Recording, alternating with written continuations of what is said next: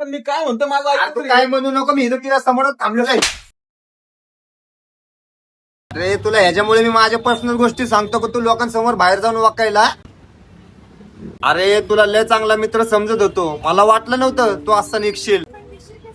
अरे जर तुला एखादा पर्सनल गोष्टी सांगत असेल ना तर मग विचार कर ना तुझ्यावर किती विश्वास ठेवला असेल. अरे पण मी कोणाला काही सांगितलंच नाही, माझा विश्वास तरी ठेव.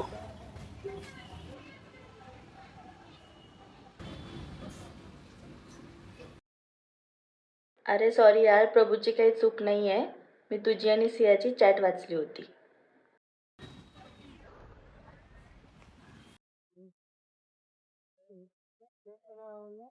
अरे मी तुला सांगतोय राहील की मी नाही कुणाला काय बोललोय. अरे मी तुला तेच समजून सांगायचा प्रयत्न करत होतो, तू ऐकलं पण नाही राव माझं भावा.